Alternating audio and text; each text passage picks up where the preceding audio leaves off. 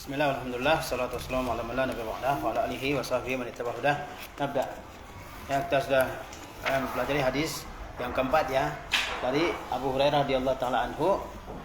Ya, Rasulullah bersabda atau Abu Hurairah menceritakan, "Ausani khalili sallallahu alaihi wasallam bi thalasin. Siyamu salasati ayyam min kulli syahr wa raq'atay duha wa an utira qabla an anam." Ya, kekasihku Rasulullah SAW telah mewasiatkan kepadaku 3 perkara, yaitu apa? Siyami salasati ayyam min kulli syahr, berpuasa 3 hari pada setiap bulan. Wa raq'atid duha, dan 2 rakaat salat duha, mengerjakan 2 rakaat salat duha. Wa an utira qabla an anam, dan agar aku mengerjakan salat witir sebelum aku tidur ya. Sekarang kita lihat pelajaran dan pesan hadis ini. Ya, kita sudah baca tadi biografi Abu Hurairah radhiyallahu taala anhu ya. Yang pertama apa? Anjuran berpuasa 3 hari di setiap bulan, yaitu pada al-ayyamul bid ya, hari-hari ketika langit terang ya, yaitu tanggal 13, 14, 15 ya kan. Disebut al-bid, al-bid adalah jamak dari abyad. Abyad artinya putih, terang ya. Karena tanggal 13, 14, 15 itu langit terang karena ada bulan ya kan, mendekati bulan purnama. Maka disebut dengan al-ayyamul bid ya, yaitu tanggal 13, 14 dan 15 ya. Setiap bulan Hijriah, bukan bulan Miladiyah tapi bulan Hijriah ya. Tapi ya seperti yang kita jelaskan tadi, apabila tidak bisa mengerjakan puasa pada al-ayyamul bid, boleh di awal ataupun di akhir bulannya. Yang kedua, anjuran untuk mengerjakan salat duha minimal 2 rakaat ya. Anjuran untuk mengerjakan salat duha minimal 2 rakaat. Diperintah atau tidak diperintah ya, ditugaskan atau tidak ditugaskan oleh sekolah ya. Kalau ini sudah sudah merupakan sesuatu yang kita komitmen untuk mengerjakannya, kita kerjakan ya. Minimal berapa? 2 rakaat. 2 rakaat itu berapa menit? 5 menit mungkin ya, 5 menit ya. Di sini ada air buat wudu, ada tempat buat sholat ya, ya kan. Ini mudah untuk kita kerjakan ya, paling 5 menit, enggak sampai mungkin ya. Jadi ini hendaknya kita selalu biasakan ya. Kemudian ketika apa? Penegasan tentang salat witir, dan dia merupakan penutup untuk salat malam. Salat malam ya, qiyamul lail. Ya, dalam Al-Qur'an, dalam hadis Nabi SAW diterangkan tentang keutamaan qiyamul lail ya. Dan ditutup dengan apa? Qiyamul lail itu ditutup dengan salat witir ya. 1 rakaat, 3 atau 5 atau 7 ya. Nabi SAW tidak pernah meninggalkannya. Salat witir tidak pernah ditinggalkan oleh Nabi SAW. Baik di saat beliau bermukim, yaitu menetap di Madinah, ataupun di saat beliau dalam perjalanan. Ya, salat witir tidak pernah ditinggalkan oleh Rasulullah SAW.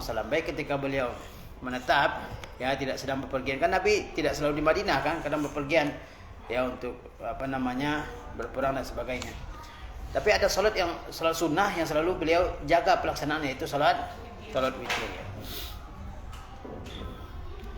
Kemudian jika seorang khawatir terlewatkan suatu amalan yang utama, hendaknya dia berpindah kepada amalan yang lebih sedikit keutamaannya, dan tidak meninggalkan amalan itu sama sekali. Jika kita khawatir tidak bisa mengerjakan amalan utama, bukan ditinggalkan, tapi dilakukan amal yang lebih sedikit pahalanya. Nah, seperti apa tadi contohnya? Seperti salat witir di awal malam, ya, di awal malam, dengan salat witir di akhir malam. Mana yang lebih utama? Salat witir di akhir malam. Ya, salat witir di akhir malam. Itu yang lebih utama. Tapi kalau seorang khawatir tidak bisa mengerjakan salat witir di akhir malam, jangan dia tinggalkan witir, tapi dia kerjakan di awal malam, meskipun pahalanya lebih sedikit daripada salat witir di akhir malam. Seperti itu ya. Ini jangan sampai tidak mengerjakannya. Kemudian apa? Salat witir di awal malam keutamanya lebih sedikit daripada salat witir di akhir malam ya. Akan tetapi jika dia khawatir tidak bisa melaksanakan, maka hendaklah dia tidak meninggalkan witir secara keseluruhan. Jangan ditinggalkan, tapi tetap dikerjakan di awal malam ya. Kemudian tidak meremehkan amalan ketaatan meskipun sedikit ya. Amal ibadah walaupun kecil itu jangan diremehkan. Diremehkan maksudnya apa? Enggak mau mengerjakan karena dianggap sepele amalan tersebut. Jangan ada hal seperti itu dalam diri seorang mukmin ya. Kebaikan sekecil apapun ada pahalanya di sisi Allah SWT. Dan dosa sekecil apapun juga ada hukumannya di sisi Allah SWT. Faman ya'mal mithqala dzarratin khairan yara wa may ya'mal mithqala dzarratin syarran yara. Siapa yang melakukan kebaikan sebesar zarah, zarah itu adalah semut kuning kecil hampir tidak terlihat, ya. Dia akan lihat itu balasannya. Begitu juga dengan dosa, siapa yang melakukan dosa sebesar zarah, dia akan lihat di akhirat, ya. Dia akan terima balasannya di akhirat. Kalau baik yang dia lakukan walaupun sangat kecil, dia akan menerima pahala. Kalau buruk yang dia lakukan, ya, dia akan menerima hukumannya di akhirat, gitu. Ya kan? Jangan diabaikan perbuatan baik sama sekali. Kata Rasulullah apa? Walau antalqa akhaka biwajhin talqin. Walaupun sebatas tersenyum susah enggak? Susah enggak senyum? Enggak kan?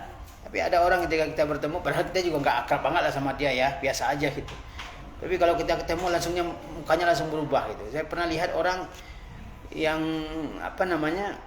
dia lagi ngobrol sama orang. Kita juga nggak pernah ada masalah apapun sama dia, ya, ngobrol sama orang ceria mukanya, tapi ketika kita menghadap ke kita muka langsung berubah. Kita nggak punya utang sama dia, ya kan, nggak punya masalah, ya begitulah, ya. Padahal senyum aja itu udah ibadah. Kita nggak selalu bisa ibadah dengan uang, ya, nggak selalu bisa sedekah pakai uang, tapi ada ibadah yang lain bisa kita tetap lakukan, seperti tersenyum itu juga sedekah. Tabassumuka fi wajhi akhika laka sedekah. Senyummu di hadapan saudaramu seagama itu sedekah. Sebagaimana, ya, cemberut, kita kenal nih orangnya cemberut tiba-tiba depan kita. Kemarin bagus-bagus aja dia, sekarang cemberut. Itu kepikiran kan? Ini orang ini kenapa gitu kan? Jangankan begitu, kalian tahu nggak? Ada kemarin saya baca di hadapan orang buta aja Nabi cemberut mukanya, itu ditegur oleh Allah SWT. Abasa wa tawalla an ja'ahul a'ma. Wa ma yudrika la'allahu yazakka. Wa amma man ja'a kayas apa ya seterusnya? Abasa wa tawalla an ja'ahul a'ma wa ma yudrika la'allahu yazakka. Nah, di sini Allah SWT tegur yang bermuka masam di sini siapa? Rasulullah SAW, karena sedang sibuk mendakwahi pemuka-pemuka Quraisy, ya, agar masuk Islam. Datang Abdullah bin Ubay Maktum, ya, ingin bertanya kepada Rasulullah SAW. Rasulullah cemberut mukanya, kan begitu riwayatnya, ya. Ditegur oleh Allah SWT. Padahal ini Ibnu Ubay Maktum orang yang nggak melihat. Di depan orang buta aja nggak boleh cemberut, apalagi di depan orang Muslim yang bisa melihat, ya kan? Ya, senyum.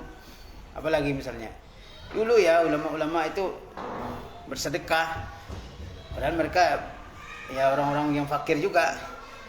Datang orang ke rumahnya, ya kan, nggak ada yang akan dia beri, dia cuma punya bawang merah sebutir, ya kan, bawang merah sebutir. Berapa harga bawang merah sebutir kan? Tapi dia tetap sedekah, ya kan. Ini yang bisa saya sedekahkan hari ini. Sepele lah kalau kita lihat, ya. Ada yang datang ke rumah seseorang minta-minta, dia kasih apa coba? Dia cabut sebuah kayu di atap rumahnya, kayu nggak terpakai, ya. Dia kasih sebagai sedekah, buat kayu bakar, ya. Jadi jangan disepelekan perbuatan baik sedikit pun, ya. Kadang perbuatan baik itulah yang menjadi penyelamat kita di akhirat. Seperti ada pezina Bani Israel yang memberi minum kepada seekor anjing, ya. Kehausan anjingnya ini di tengah padang pasir sampai menjulur lidahnya kehausan. Kemudian diberi minum oleh seorang wanita pezina Bani Israel, ya. Dia ikhlas, nggak ada motif lain, nggak ada orang lihat, ya. Dia semata-mata berikan minum. Dia bilang anjing ini sudah menderita kehausan seperti yang saya rasakan. Dia kasih minum dan Allah ampuni, ya kan? Ampuni dosa-dosanya. Ini kebaikan yang dia tidak sangka akan seperti itu balasannya di sisi Allah Subhanahu wa taala, ya. Jadi jangan disepelekan perbuatan, ya, yang kecil-kecil, ya. Karena pasti ada besar balasannya di sisi Allah Subhanahu wa taala, ya. Tapi dosa juga demikian. Jangan hanya dosa besar yang dijauhi, dosa kecil juga bisa membahayakan orang. Seperti ada perempuan yang menahan seekor kucing, kemudian, ya, dia tidak berikan makan juga tidak dilepaskan, kan? Apa kata Rasulullah? Uzibat imra'atun fi hirra. Ada seorang wanita yang diazab karena seekor kucing, ya kan?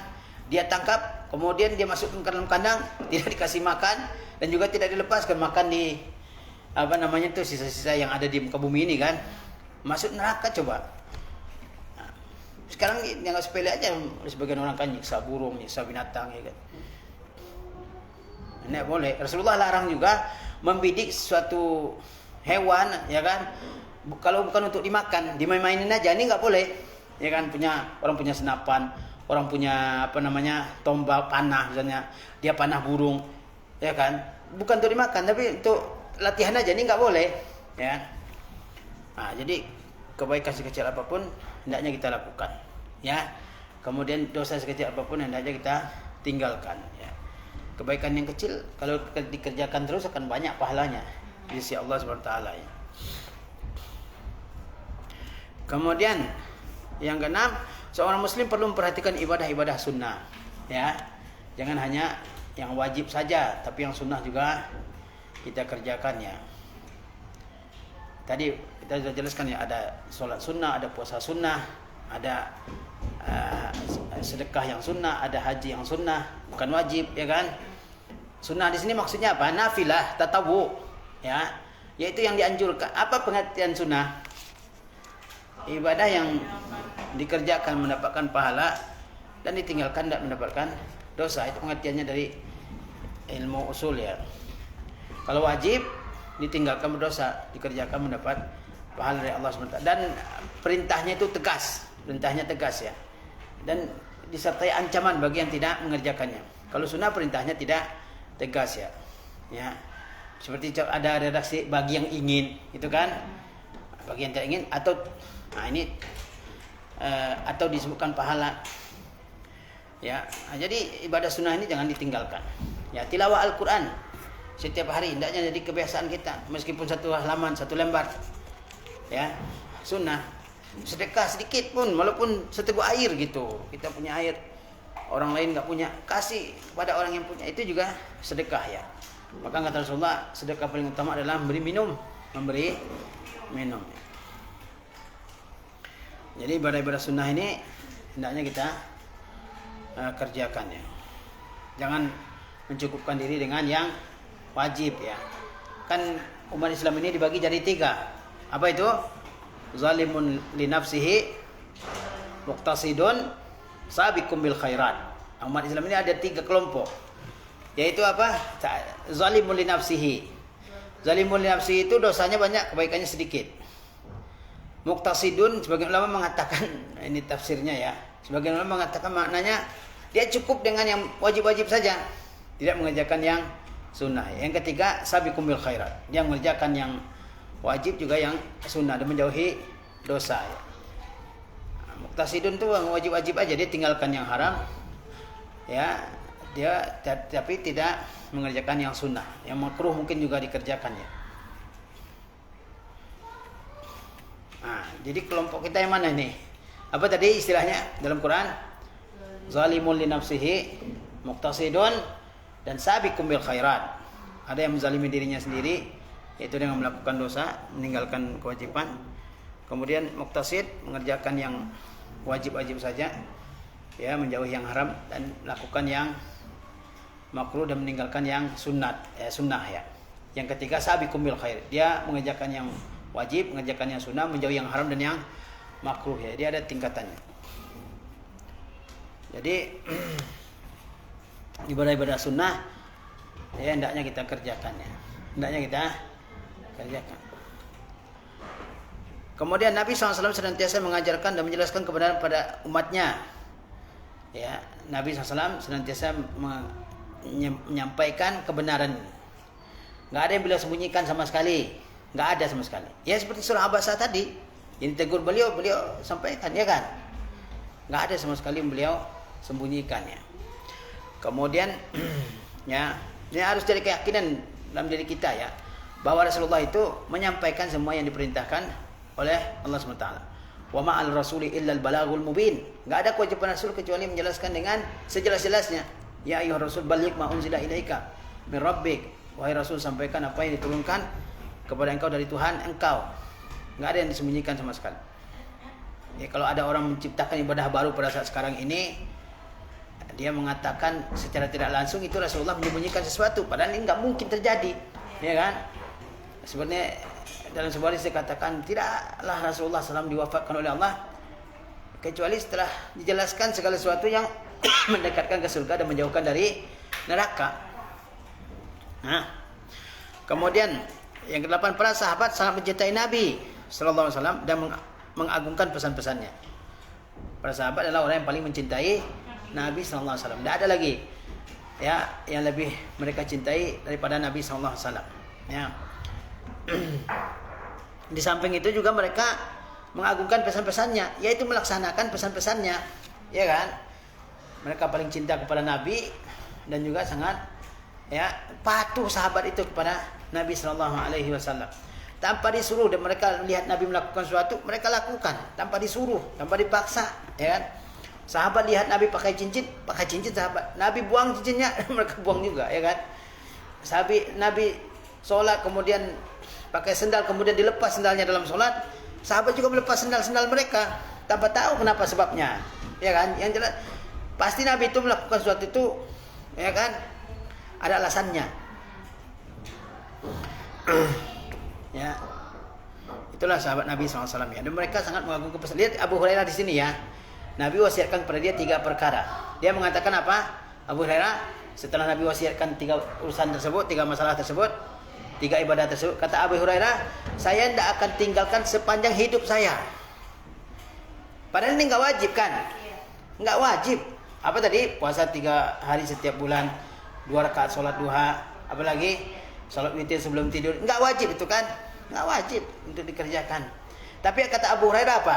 Dalam sebagian riwayat dia katakan, la ada hunna hatta an amut. Saya tidak akan tinggalkan sampai saya mati. Sepanjang hidup dikerjakan itu. Padahal ini nggak wajib, nggak wajib ya. Kalau kita kan, ini nggak wajib, ya. Nggak apa-apa ditinggalkan. Nggak, ini orang ya luar biasa ya. Walaupun itu bukan ibadah wajib, tapi karena Nabi telah mewasiatkan kepada dia, dia jaga itu wasiat Nabi SAW. Ya, nggak ditinggalkan sama sekali. Kemudian anjuran untuk meneladani para sahabat.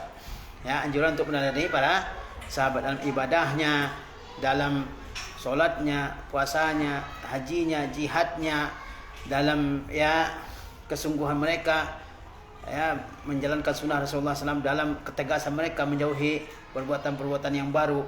Ya, hendaknya para sahabat yang menjadi teladan kita. Kan sahabat itu orang terbaik, ya kan? Kata Rasulullah apa? Sebaik generasiku, kemudian berikutnya. Dalam Quran puluhan ayat memuji para sahabat, ya. Sehingga mereka lah yang patut jadi teladan. Ya, enggak ada yang lain lagi yang lebih baik daripada mereka ini, daripada sahabat Nabi ini. Ya, sahabat-sahabat terkemuka, murid langsung Rasulullah SAW. Sehingga ya selalu diucapkan memahami Al-Quran dengan sunnah ala fahmi salafil ummah, ya kan? Menurut pemahaman salaful ummah. Siapa itu? Para sahabat terutama, ya kan? Mereka orang paling paham agama ini, paling jauh dari bid'ah, paling dekat dengan Rasulullah. Mereka melihat turunnya wahyu kepada Rasulullah SAW. Ya, coba ya, ada ini ada lampu nih. Yang paling terang yang mana? Tempat yang paling diterangi oleh lampu itu yang mana? Yang paling dekat dengan lampu, ya kan? Yang paling dekat dengan lampu itulah yang paling terang. Ya. Coba aja lihat, yang makin jauh makin gelap, ya kan? Nah, Nabi SAW diutus oleh Allah SWT. Siapa yang paling terang ya masanya, paling benar pemahamannya? Sahabat, ya kan? Kalau salah mereka langsung dikoreksi oleh Nabi, ya kan? Langsung melapor ke Nabi. Kalau mereka perlu bertanya sesuatu, mereka datang kepada Nabi SAW menanyakan. Makanya ada ya dialog antara Nabi dengan para sahabat. Ya, pertanyaan sahabat dijawab oleh Nabi SAW. Makin jauh dari lampu, makin gelap kan, makin gelap. Makanya kita selalu kembali ke ya yang paling dekat dengan Nabi SAW, yaitu para sahabatnya. Dan mereka paling jernih, ibarat mata air. Coba lihat, ini ada air keluar di suatu tempat, kemudian air itu mengalir jauh ya, ribuan kilo kadang. Yang paling jernih di mana itu mata air itu? Yang paling jernih di mana? Di sumbernya kan. Semakin jauh perjalanannya, makin banyaklah sampah yang masukkan. pohon-pohon lah, batang kayu, kayu gelondongan lah, sampah lah, apalah itu kan. Tapi sumbernya bersih. Sumbernya bersih kan. Nggak ada sampah-sampah di situ. Nah, gitulah. Ya. Jadi sahabat itu generasi terbaik. Ketika turun ayat kuntum khairal ummah, kalian umat terbaik. Siapa umat terbaik? Mukhatabnya ayat ini siapa? Lawan bicara ayat itu siapa ketika ayat ini turun? Ayat turun mengatakan kalian adalah umat terbaik. Kalian di situ siapa ketika ayat ini turun? Bukan adalah sahabat kah? Sahabat, enggak ada lagi orang Islam selain mereka pada zaman itu, ya kan? Enggak ada. Wallazina ma'ahu asyidda'u 'alal kufar rahama'u bainahum. Orang-orang yang bersama Muhammad keras terhadap orang kafir, kasih sayang sama mereka. Siapa orang yang bersama Muhammad ketika beliau berdakwah? Para sahabat, enggak lain bukan kan? Enggak mungkin orang kafir kan? Ada orang munafik, para sahabat, ya kan? Yang awalnya sedikit-sedikit terus bertumbuh kan? Timbullah kebencian orang-orang kafir. Ya. Jadi pujiannya ya luar biasa dalam Al-Qur'an ini. Sehingga para sahabat ini harus kita jadikan teladannya. Ada enggak sahabat mengerjakan suatu ibadah? Ya. Mereka orang paling kuat berpegang pada sunnah ya. Dan Allah yang langsung memilih mereka untuk jadi sahabat Nabi, ya. Kemudian boleh menceritakan persahabatan dengan orang-orang besar jika dimaksudkan untuk membicarakan nikmat Allah dan bersyukur kepadanya, bukan bermaksud untuk membanggakan diri. Sebagaimana di sini Abu Hurairah menceritakan tentang persahabatan beliau dengan Rasulullah SAW. Itu boleh enggak? Boleh kalau maksudnya apa? Untuk bersyukur kepada Allah SWT, ya kan? Kadang kan orang menceritakan, oh saya punya teman siapa? Teman saya bupati, teman saya gubernur, saya kenal dengan bupati, dengan gubernur, dengan menteri. Tapi maksudnya untuk apa? Tafakhur, membanggakan diri, ya kan? Supaya dia juga ikut disegani. Makanya kamu lihat itu. Ada yang nempel stiker TNI Angkatan Laut di motornya ya. TNI Angkatan Udara pakai topi baret segala macam kan, supaya dianggap sebagai orang yang disegani kan, atau keluarga TNI dan sebagainya. Nah, boleh menceritakan persahabatan dengan orang-orang besar, orang-orang mulia kalau dimaksudkan adalah untuk mengingat nikmat Allah Subhanahu wa taala. Ya, sebagaimana Abu Hurairah menceritakan persahabatannya dengan Nabi sallallahu alaihi wasallam. Tapi enggak boleh kalau maksudnya adalah berbangga-bangga, supaya orang juga ikut segan kepada dia, supaya juga dia dihormati, diistimewakan, ya kan? Nah, ini enggak boleh. Kemudian perintah untuk memenuhi janji dan senantiasa melakukan amal perbuatan yang baik.